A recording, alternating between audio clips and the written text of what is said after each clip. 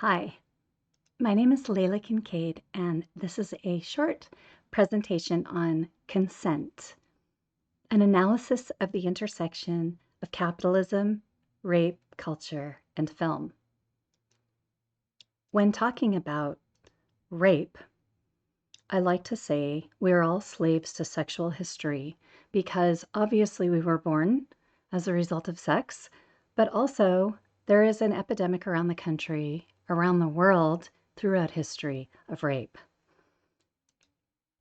I'm currently working on a documentary about rape that I'm calling Consent, based on my interest in why there is so much rape in the world. I've also written a senior paper called Consent, and the table of contents outline my argument.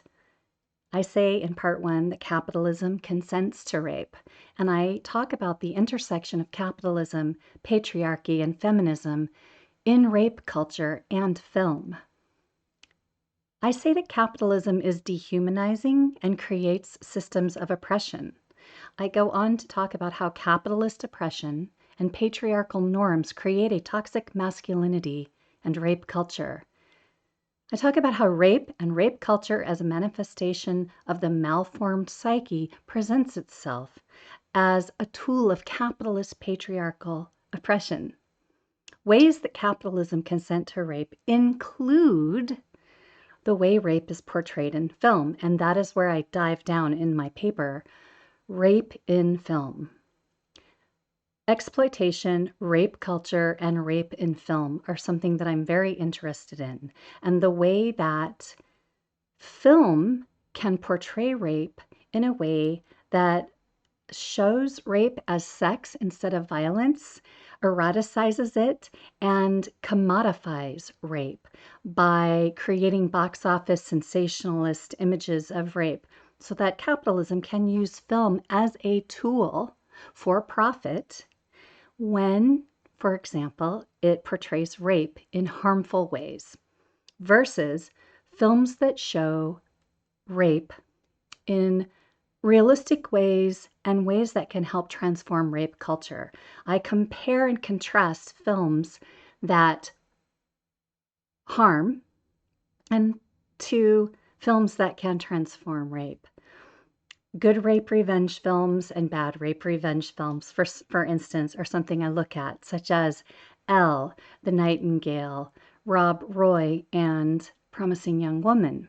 I also look at movies such as The Accused, Siesta, and I Spit on Your Grave, and I compare how some films can help heal and transform and end rape culture, and some films perpetuate it.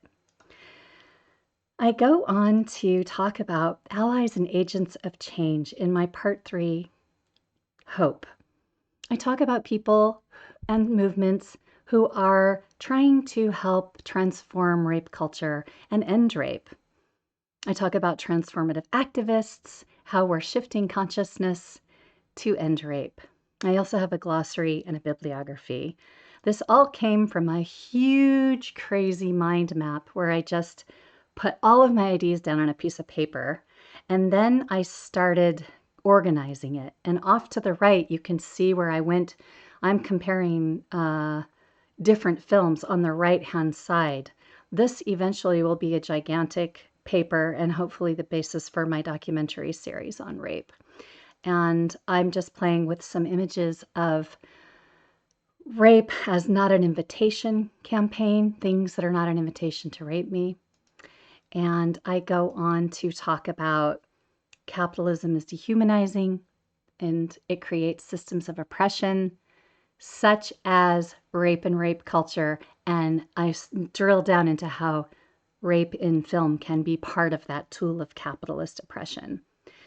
I just want to say that all of this isn't awful. There are lots of really good movies and people out there, and there is hope that we will transform rape.